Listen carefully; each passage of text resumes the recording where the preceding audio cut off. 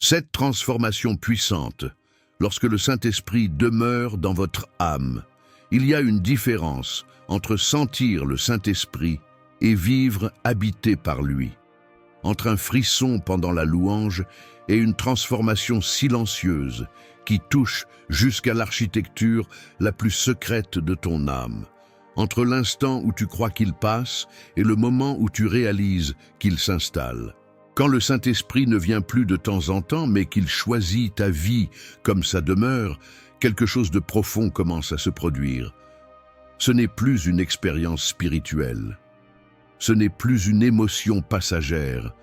C'est une invasion d'amour, de lumière, de feu et de sainteté qui redessine ton identité de l'intérieur.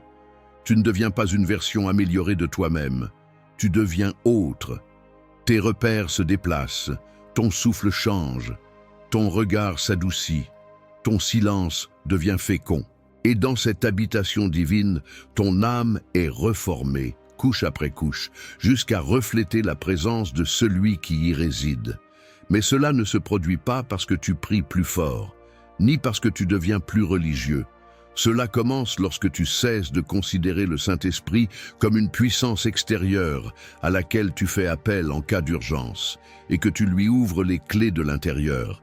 Quand tu ne l'invites pas seulement dans tes prières, mais dans tes blessures, pas seulement dans tes décisions, mais dans tes faiblesses, pas seulement dans tes louanges, mais dans tes silences les plus profonds.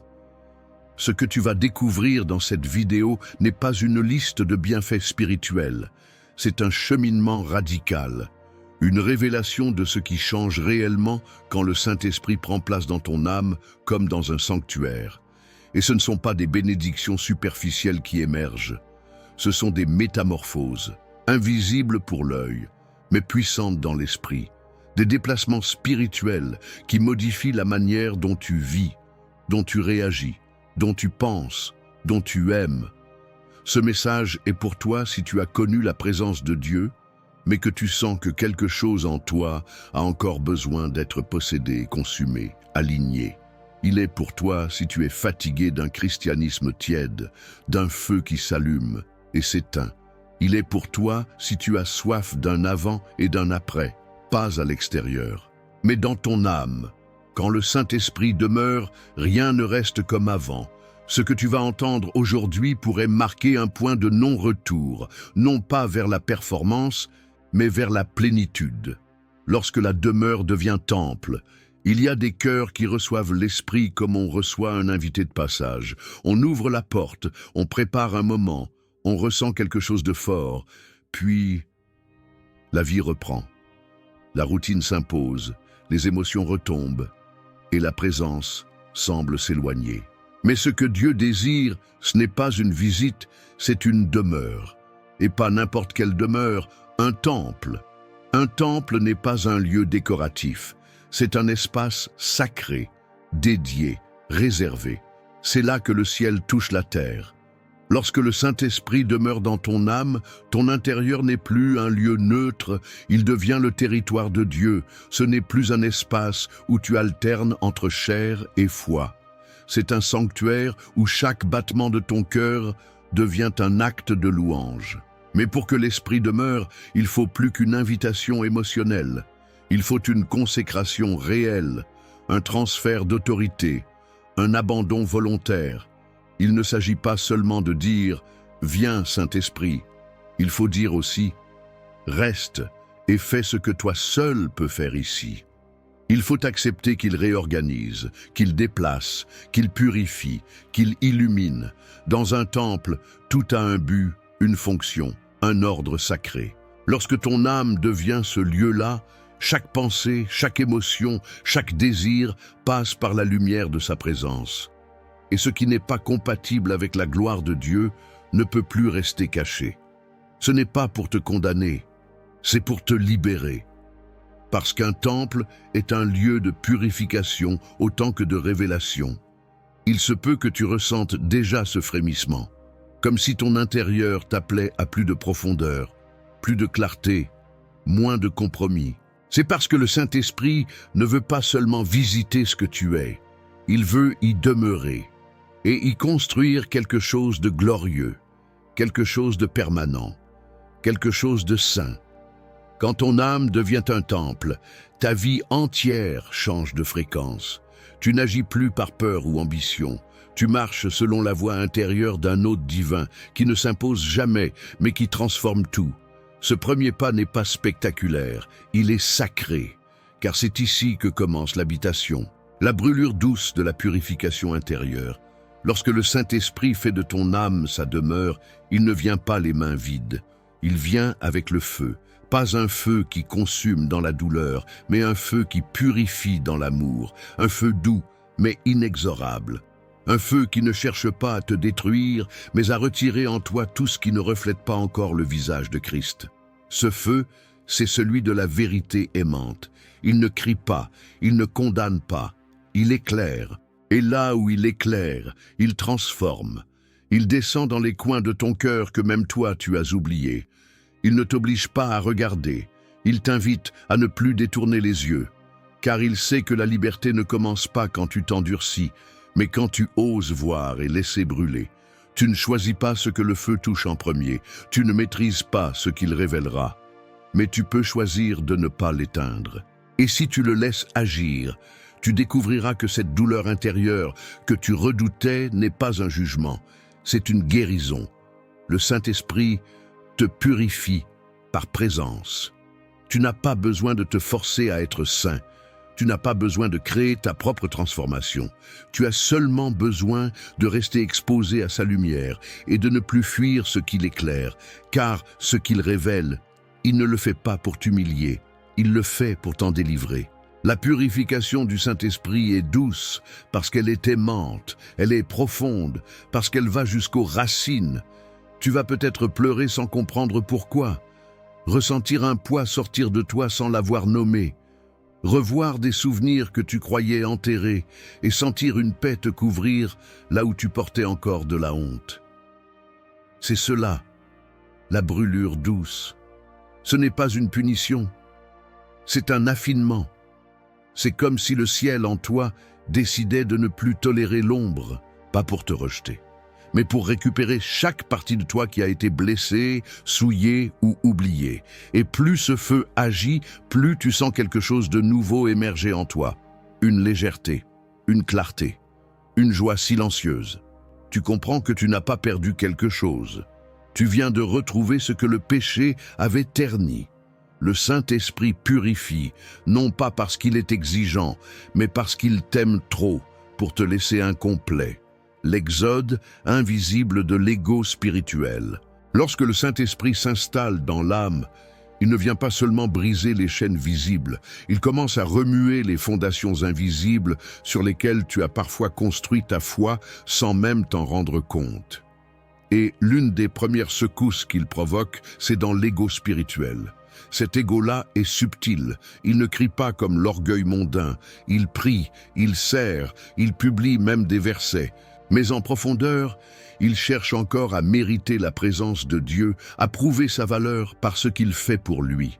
C'est ce moi caché qui se sent fort quand il réussit à jeûner, à prier, à résister et abattu quand il échoue. Le Saint-Esprit ne juge pas cet ego, il le révèle. Et quand il le fait, ce n'est pas pour te faire honte, c'est pour t'en faire sortir. Il t'invite à un exode intérieur, discret mais radical. Quitter la terre où tu te glorifiais de ta maturité spirituelle pour entrer dans le désert de la dépendance. Dans ce lieu, tu n'as plus de performance à brandir, tu n'as plus d'armure de contrôle, tu n'as plus de réputation spirituelle à préserver, tu deviens nu mais vrai, fragile mais porté. C'est là que le Saint-Esprit peut enfin être toute ta force, et non un simple appui dans ton autosuffisance. L'ego spirituel ne part pas d'un coup, il s'efface à mesure que tu cesses de construire ta justice personnelle et que tu acceptes d'être aimé sans justification. Il se dissout dans la lumière d'un regard qui ne te juge pas selon tes efforts, mais qui te restaure selon ta filiation. Et plus tu sors de cet ancien mode de fonctionnement, plus tu découvres un repos que tu n'as jamais connu. Tu n'es plus là pour impressionner Dieu, tu es là pour marcher avec lui. Tu n'es plus là pour te prouver que tu es un bon chrétien. Tu es là pour le laisser être tout en toi. Cet exode est invisible pour les autres, mais pour toi, il est libérateur. Car au moment où tu acceptes de perdre ton image, tu retrouves ton identité. Le cœur devient un instrument, non un champ de bataille. Avant que le Saint-Esprit ne demeure pleinement, le cœur est souvent un terrain d'affrontement.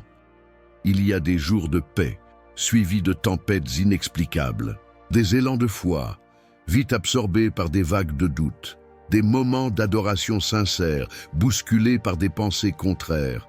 Le cœur semble se battre contre lui-même, tiraillé entre l'esprit et la chair, entre la volonté de Dieu et les réflexes humains. Mais lorsque le Saint-Esprit habite véritablement, quelque chose change dans la structure même de ce cœur. Il ne devient pas parfait, mais il devient accordé. Comme un instrument désaccordé qu'on ne pouvait plus utiliser sans grincement, il commence à vibrer à la bonne fréquence. Ce que tu ressentais comme une lutte intérieure permanente commence à s'apaiser. Non parce que tu es devenu plus fort, mais parce que quelqu'un d'autre joue désormais en toi. Ce n'est plus toi qui essaies de forcer l'harmonie. C'est l'esprit qui l'a fait naître en t'accordant à sa propre présence. Ton cœur ne devient pas une zone neutre. Il devient un instrument docile, sensible, prêt à obéir non par devoir, mais par résonance. L'esprit commence à y imprimer des mélodies que tu ne composes pas, mais que tu reconnais comme venant de lui. Et dans ces mélodies, il n'y a plus de division. Il y a cohérence. Cela ne signifie pas que les tentations disparaissent, mais elles ne trouvent plus la même prise, car ton cœur, au lieu d'être le théâtre d'un affrontement, est devenu le lieu d'une communion. Tu n'y vis plus pour résister, tu y vis pour répondre. Tu n'es plus constamment en train de batailler pour ne pas tomber.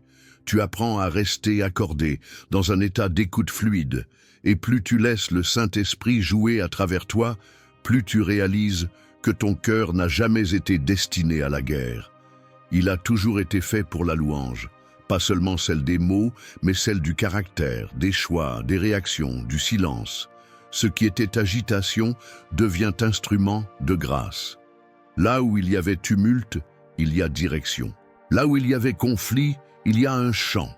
Un cœur habité cesse d'être instable, non parce qu'il est parfait, mais parce qu'il a trouvé sa source. Le silence intérieur devient un langage spirituel. Il y a un type de silence qui écrase et un autre qui élève. Il y a un silence vide, lourd, menaçant.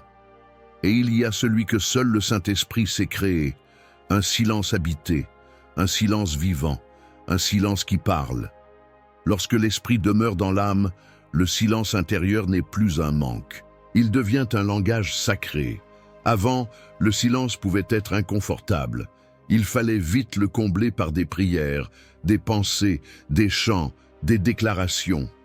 Il fallait remplir l'espace pour ne pas ressentir le vide. Mais lorsqu'il habite vraiment, le vide cesse d'être un ennemi. Il devient un lieu de résonance, car dans ce silence, le Saint-Esprit chuchote, il façonne, il visite. Tu n'as plus besoin de forcer les mots. Tu n'as plus besoin d'articuler des vérités pour sentir que tu pries. Tu découvres que le silence entre toi et lui est une prière plus profonde que tous tes discours. Ce n'est plus une absence, c'est une densité. C'est comme si ton âme se taisait pour mieux vibrer à sa présence. Et dans ce silence, tout change.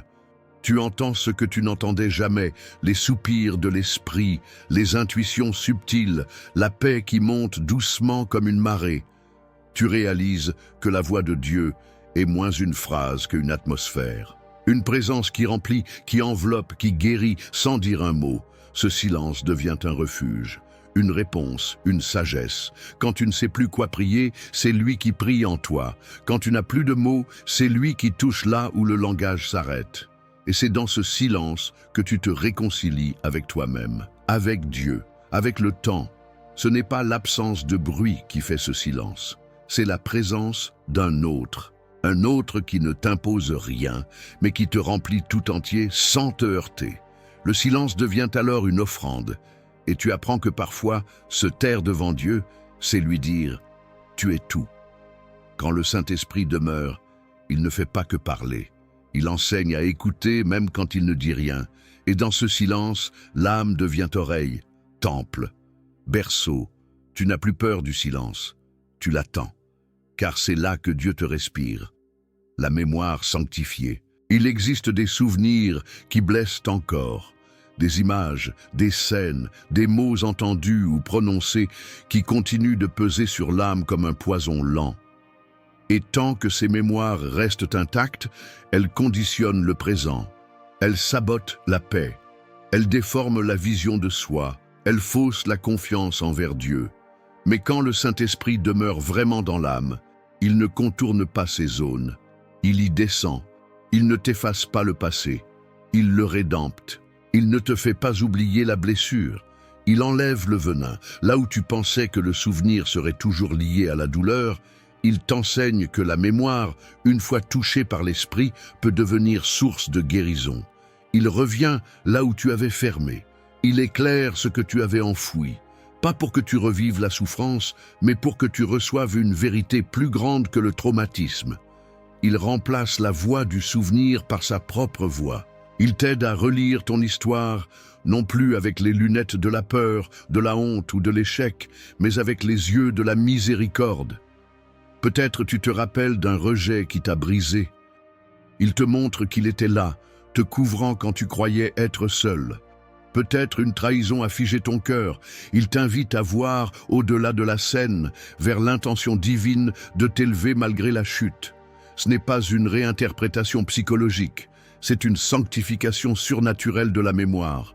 Et plus ces souvenirs sont traversés par la lumière du Saint-Esprit, plus tu sens que le passé cesse d'avoir de l'autorité sur ton présent. Il ne disparaît pas, mais il change de nature. Ce n'est plus une ancre, c'est un autel. Ce n'est plus une barrière, c'est un témoignage. Tu découvres que ton âme peut porter la trace d'un souvenir sans en être prisonnière. C'est une libération douce, mais réelle. La mémoire sanctifiée n'est pas une amnésie. C'est une rédemption intime, où chaque page douloureuse devient le terrain d'une révélation divine. Ton histoire ne change pas, mais sa signification se transforme. Et toi aussi. Le déplacement des désirs. Il est des moments où tu penses encore désirer Dieu, mais où ton âme court après d'autres choses, pas des péchés évidents. Non, des compensations subtiles, des sécurités déguisées, des volontés humaines habillées de langage spirituel. Et tu pries, tu cherches, tu te consacres, mais une tension intérieure persiste. Une partie de toi veut le ciel, l'autre veut le contrôle. Mais lorsque le Saint-Esprit prend demeure dans ton âme, il ne négocie pas avec tes désirs. Il ne les écrase pas non plus. Il les remplace, lentement, amoureusement, radicalement. Ce déplacement n'est pas brutal. Il ne vient pas avec le bruit de la discipline, mais avec la douceur d'un feu qui attire, un feu qui te donne envie de désirer autrement. Et ce qui te captivait hier, la reconnaissance, les résultats, la maîtrise, le besoin d'être vu ou validé, commence à perdre de son goût. Ce n'est pas une perte forcée, c'est une transformation de l'intérieur, comme si l'esprit te faisait goûter à quelque chose de plus haut, de plus vrai, de plus libre. Et peu à peu, tes désirs se réalignent, non parce que tu t'obliges à les changer, mais parce que ta source change. Tu découvres que tu n'as plus envie de certaines conversations, que certaines ambitions ne t'électrisent plus, que ton âme n'est plus satisfaite par ce qui excitait ton ancienne nature. Et ce vide, au lieu d'être douloureux, devient un appel. Le Saint-Esprit ne laisse pas l'espace vide. Il le remplit avec le désir de Dieu lui-même. Tu ne veux plus seulement faire ce qui est bien, tu veux ce qui est saint, vrai, éternel. Tu ne veux plus impressionner, tu veux refléter. Tu ne veux plus prouver, tu veux aimer. C'est là l'un des miracles les plus profonds de la présence de l'Esprit. Il convertit tes désirs. Il ne te force pas à refuser le monde. Il t'en détache par un attachement supérieur. Tu ne perds rien. Tu gagnes un appétit nouveau pour ce qui nourrit vraiment l'âme. Et tu réalises que le vrai combat n'était pas de résister au mal, mais de désirer pleinement Dieu. Et ce désir, tu ne l'as pas fabriqué. Tu l'as reçu parce que l'Esprit, en demeurant, à déplacer ton centre. L'éveil des zones dormantes de l'âme. Il y a en toi des zones qui n'ont jamais été pleinement vivantes, des dons jamais réveillés, des sensibilités anesthésiées, des appels oubliés, pas parce que tu les as rejetés, mais parce qu'on ne t'a jamais appris à les reconnaître, parce qu'elles ont été ensevelies sous les blessures, la peur, les distractions ou simplement la routine.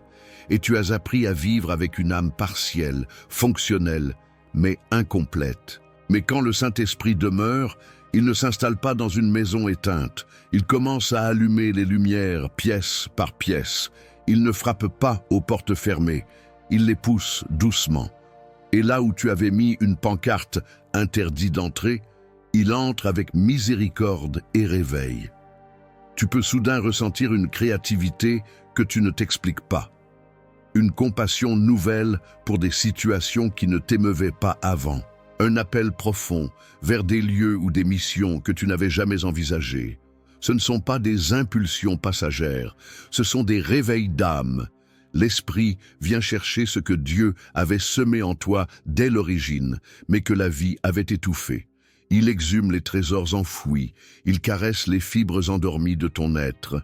Il te rappelle que tu n'es pas seulement sauvé pour survivre, mais appelé à porter du fruit dans des sphères que tu n'as pas encore explorées. Et tu n'as pas à forcer ce réveil, tu n'as pas à créer une nouvelle mission. Tu as juste à écouter ce qui palpite à nouveau. L'esprit ne te pousse pas par pression, il te ranime par invitation. Il ne dit pas « fais vite », il dit « lève-toi et vis ». Ce réveil peut être bouleversant, tu vas peut-être te sentir déstabilisé parce que des choses que tu pensais mortes se remettent à respirer, parce que des rêves que tu avais enterrés recommencent à t'appeler. Mais tu n'as pas à avoir peur. Ce n'est pas une illusion, c'est un feu sacré. Quand le Saint-Esprit demeure, il ne veut pas seulement te guérir, il veut t'activer. Il veut faire de toi un être pleinement vivant, une âme pleinement éveillée, un cœur capable d'aimer, de créer, de porter, de guérir, de rayonner, au-delà de ce que tu as cru possible. La maîtrise douce des impulsions. Il y a des choses en toi que tu n'expliques pas toujours. Une réaction soudaine, une parole qui dépasse ta pensée, un énervement intérieur qui monte sans prévenir. Des impulsions qui te volent ta paix avant même que tu aies eu le temps de les comprendre. Et tu te dis souvent, j'aurais dû me retenir. Pourquoi j'ai encore réagi comme ça? Mais quand le Saint-Esprit demeure, il ne vient pas réprimer ta nature. Il vient l'apprivoiser. Il ne vient pas te rendre rigide. Il vient t'apporter une paix si profonde que même tes réflexes les plus humains commencent à changer. Tu n'apprends plus seulement à te contenir. Tu commences à être transformé de l'intérieur. Et ce qui était une lutte constante pour ne pas exploser, céder, ou parler trop vite, devient une force intérieure nouvelle, une paix qui filtre, qui calme, qui réoriente. Cette maîtrise n'est pas un effort, c'est le fruit d'une présence. L'Esprit Saint ne te crie pas dessus pour que tu sois plus sage. Il t'immerge dans une atmosphère où l'agitation ne trouve plus d'oxygène. Et dans cet environnement intérieur, tes impulsions ne disparaissent pas par volonté, elles perdent simplement leur pouvoir.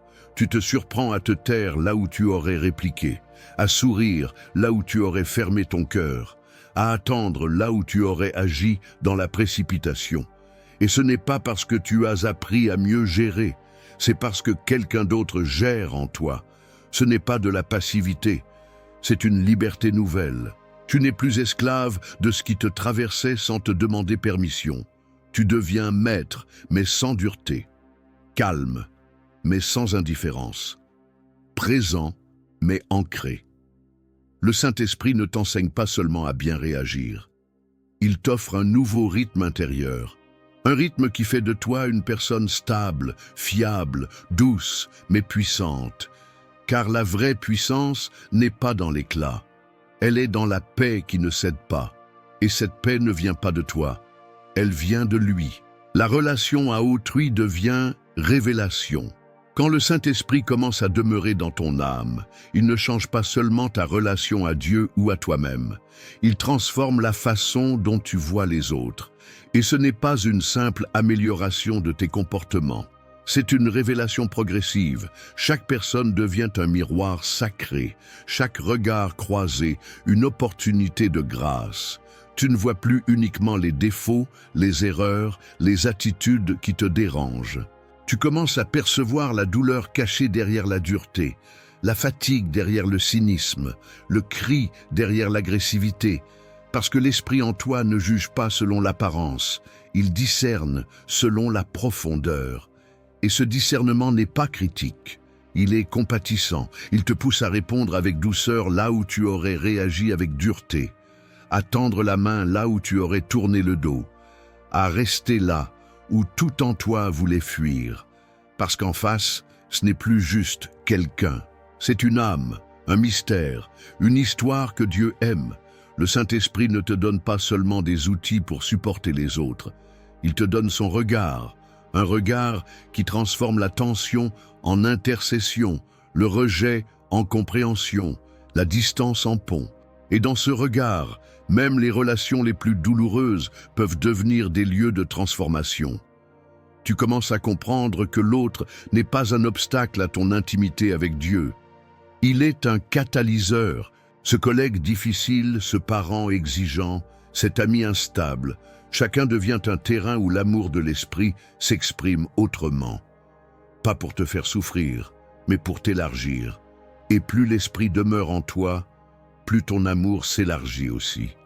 Non par stratégie, mais par révélation. Tu aimes mieux parce que tu vois autrement. Et tu vois autrement parce que l'esprit voit à travers toi. Alors, aimer ne devient plus une obligation morale. C'est un fruit naturel d'une âme habitée. L'intelligence se soumet sans s'effacer. L'intelligence est un don divin.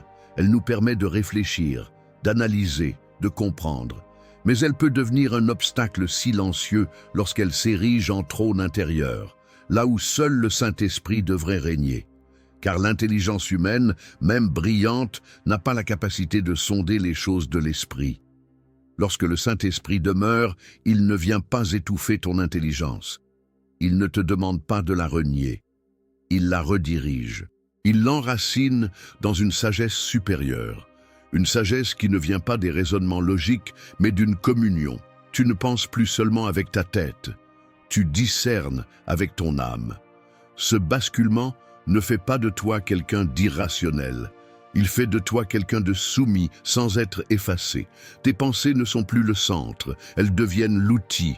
Tu continues de réfléchir, mais tu n'es plus gouverné par ton besoin de tout comprendre. Tu apprends à dire « je ne saisis pas tout, mais je fais confiance ». Et ce « je fais confiance » n'est pas un abandon aveugle. C'est un choix conscient de laisser la voix du Saint-Esprit prendre autorité sur tes raisonnements.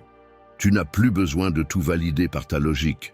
Tu valides par la paix, tu valides par la conviction intérieure, tu valides par l'écho du ciel, pas seulement par l'analyse des faits. Ce processus peut être déstabilisant au début, parce que tu sentiras en toi une tension entre ce que tu as toujours cru intelligent et ce que l'esprit t'amène à choisir. Mais c'est précisément là que naît l'intelligence renouvelée, une intelligence qui se laisse enseigner. Une intelligence qui s'incline non par faiblesse mais par amour. Et plus tu laisses l'esprit enseigner ton intelligence, plus tu découvres des profondeurs que ton raisonnement n'aurait jamais atteintes. Des vérités qui ne s'expliquent pas, mais se révèlent. Et dans ces vérités, tu deviens sage d'en haut. Une âme habitée par l'esprit ne pense pas moins, elle pense selon un autre royaume. L'âme apprend à respirer selon le rythme de Dieu. Avant que le Saint-Esprit ne demeure pleinement, ton âme respire souvent au rythme du monde. Vite, fort, de manière irrégulière. Elle est prise dans l'agitation intérieure, dans les urgences, dans les comparaisons, dans la peur de manquer ou d'être en retard. Même quand tu pries, tu peux encore sentir cette précipitation invisible. Il faut avancer, il faut comprendre, il faut produire. Mais quand l'esprit prend demeure, il ne te pousse plus, il t'ancre. Il ne te crie pas plus vite. Il te murmure, ralentit, respire, écoute. Et peu à peu, l'âme qui courait sans direction apprend à marcher selon un autre souffle. Un souffle qui n'épuise pas. Un souffle qui s'accorde au ciel. Tu découvres qu'il n'y a plus d'urgence en Dieu.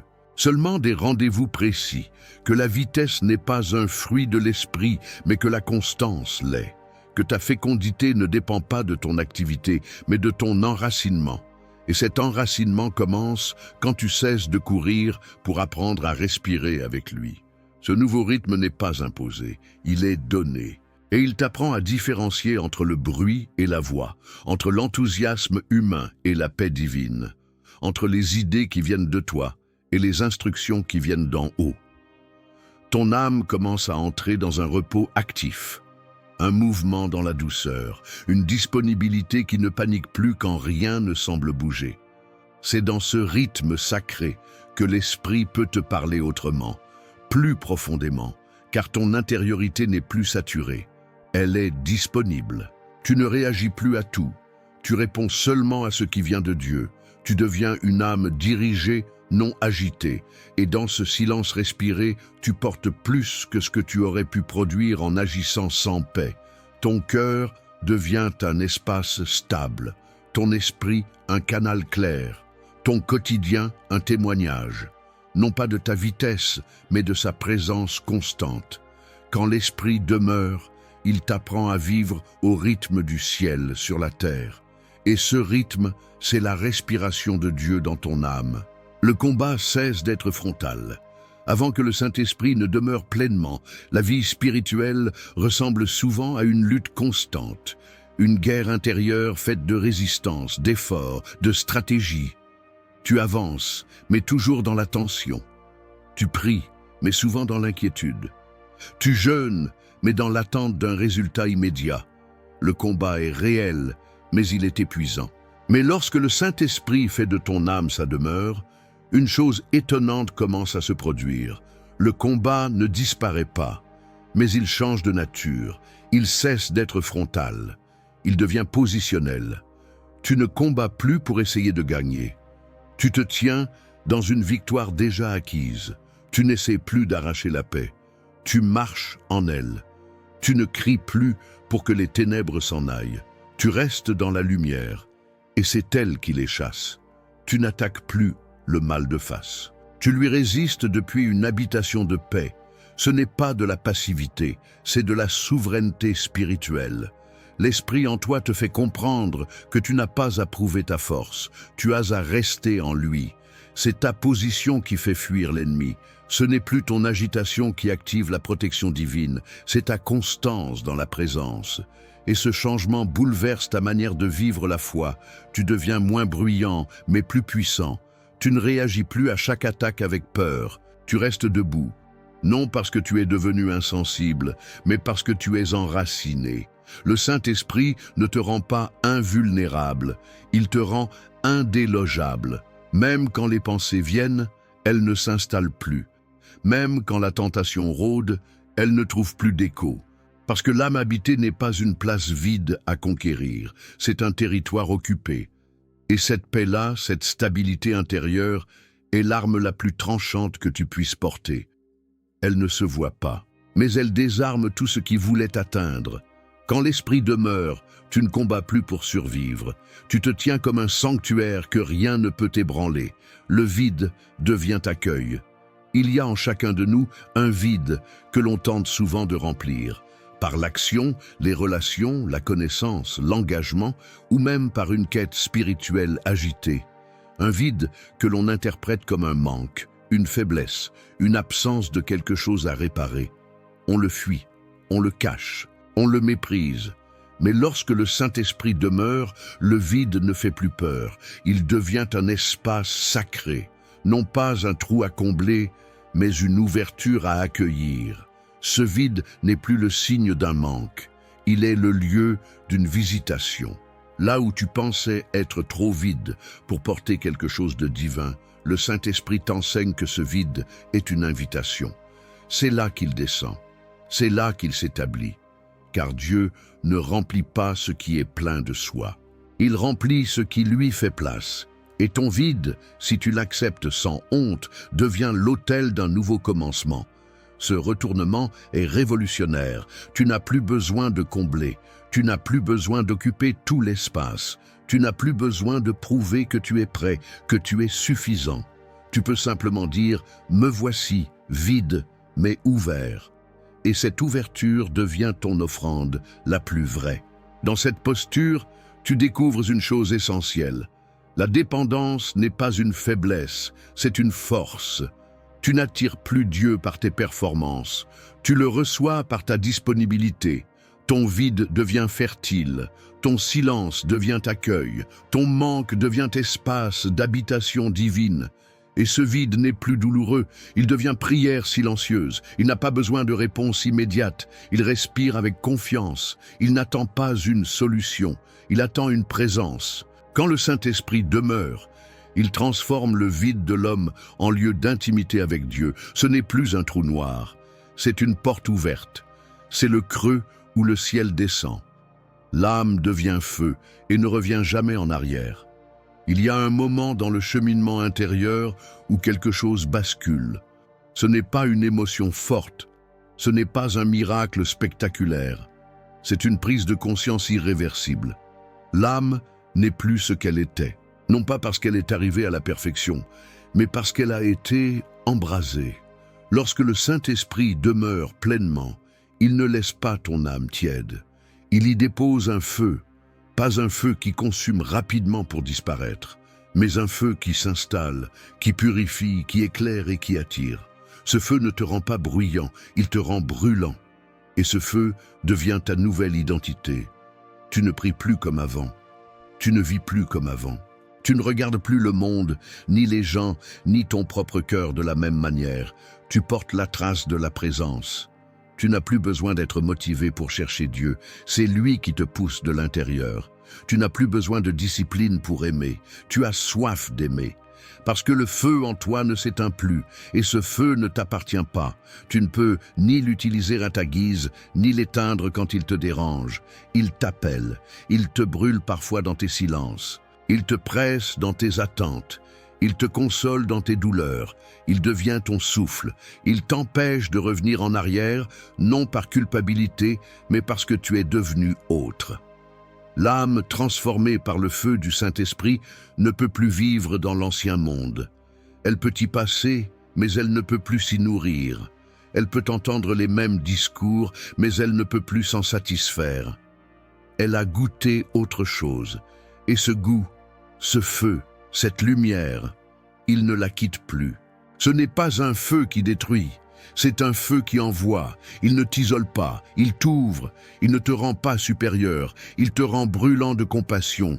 Tu deviens flamme, non pour toi, mais pour éclairer, pour réchauffer, pour appeler. Et quand tu marches dans ce feu, rien ne te semble plus digne que d'être un lieu où Dieu habite. Le monde peut encore te secouer, les saisons peuvent encore te faire pleurer, mais tu sais à qui tu appartiens, tu sais ce qui brûle en toi. Et ce feu, tu ne peux plus le renier.